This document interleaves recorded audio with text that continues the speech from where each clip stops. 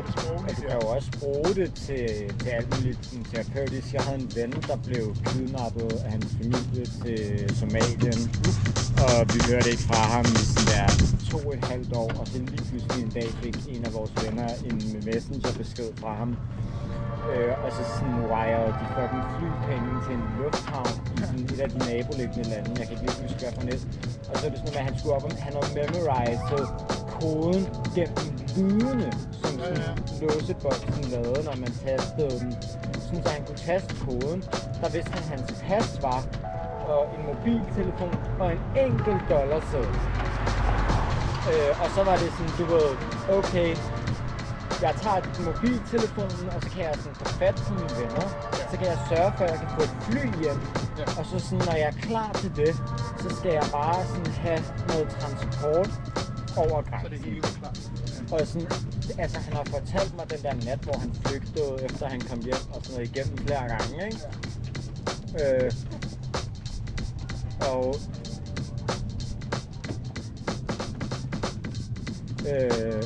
hvad hedder det? Det er en sindssyg historie, og det virkede jo også som om sådan, han kom tilbage og var meget mere seriøs om at klare sig godt og sådan noget, du ved, ikke? Og sådan tage sig af sig selv og sådan. Før tog han rigtig mange stoffer, sådan MDMA og ja, det er det, og du ved, så kommer han hjem der og tager sig meget mere seriøst. Men sådan en dag, så var jeg sammen med ham med en anden ven, og så tog vi syre sammen. Og vibede bare sådan ude hos ham, min ven der, ikke ham, der havde været kidnappet, men ham den anden, ikke? Men fordi det var syre, og det var med dråber, og det var sådan bunden af flasken, så han havde lige puttet lidt vand i for at opløse de der krystaller. Så havde vi kommet til at få sådan 400-500 UG-dose alle sammen, ikke? Der var på et tidspunkt, hvor han sådan begyndte at snakke om det der, og så begyndte han bare stortude. Og sådan, så stod vi bare krammet alle sammen. Og no joke, der var på et tidspunkt, hvor man bare sådan rørte panden med hinanden, ikke? Mens han står og tuder.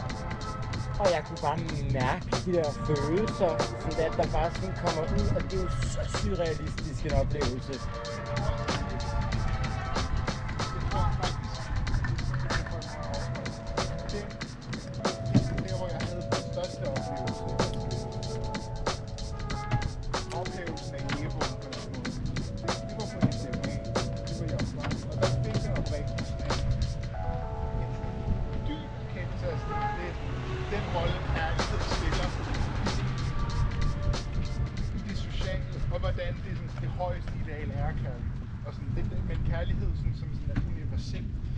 Første gang i verden, hvor jeg sådan tænkte, men det er jo ligegyldigt, om jeg dør, fordi der er nogle andre, der render rundt og er glade.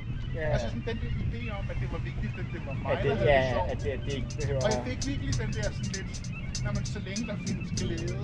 Ja, så længe der er håb og glæde. Ja, og så længe, men så behøver det ikke være mig. Og så er jeg okay med det. Og det er sådan en ting, jeg har båret med mig hele mit liv. Det er, der var jeg 16 og sådan. Ja. Og det har på mange overtidspunkter været det, hvor jeg har lyttet mig meget. Også i forhold til at lære til til sig selv. Det der med at hele tiden at spørge sig selv om hver gang man... Hvad handler det egentlig om? Altså, hvorfor det der? Det er sådan noget, jeg har tænkt, du ved, sådan, hvorfor? Ja. Hvad er grunden til det? Ja. Og sådan, for mig er jeg bare kommet med til, at grunden er de gode oplevelser, vi har og glæde. Og det er også derfor, jeg tror, at jeg personligt, selvom jeg havde en periode, hvor jeg var meget anti-ego og alt det der, så er jeg gået rundt om og har anerkendt, at det er okay at have et ego. Fordi at for mig, altså du ved, hvis jeg skal kunne være tilfreds med mit liv og have det godt og være glad, så må jeg også gerne være egoistisk, men jeg skal bare være bevidst om det. Så længe jeg kan det, så er det okay. Det er også i forhold til en af de, hvad skal man sige, traps, man kan falde i, når man skal prøve at blive bedre til at støtte sig selv ved at tale til sig selv, det er, at man skal ikke begynde at validere og støtte det dårligere. Du kan også bruge den måde at tænke på, at det rent faktisk bare og færdiggøre alt det der. Men det jeg begyndte at sige, det var, at det blev så god med det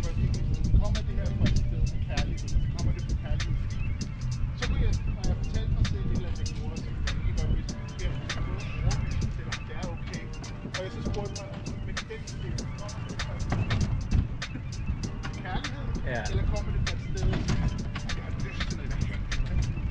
Ja, Og der er jeg blevet meget en bedre til at aggressiv sige, hvornår dialog. det rent faktisk er sådan, men det er en støttende, Ja. sympatisk stemme, som ikke bare giver mig lov til alt, hvad jeg har lyst til, men giver mig lov til at kunne lide mig selv. Ja, jeg tror for mig har det handlet meget om det der med at anerkende, at jeg faktisk er dygtig nok til at gøre nogle ting, jeg ikke havde forestillet mig, jeg kunne før. Og når jeg så, sådan, da jeg så kom over det, så stod jeg lidt med det der problem med, sådan, nu har jeg lidt anerkendt, at jeg kan gøre det, så nu gør jeg det. Men du ved, hvordan skal jeg så lige pludselig begynde at tro, at bare fordi jeg kan det, er det penge værd? Det var der, hvor jeg rigtig... Og det struggler jeg stadig med. Hvad er min tid og mit arbejde egentlig værd? Man vil gerne føle sig ikke bare kompetent, men kompetent til noget, der er nyttigt. Ja.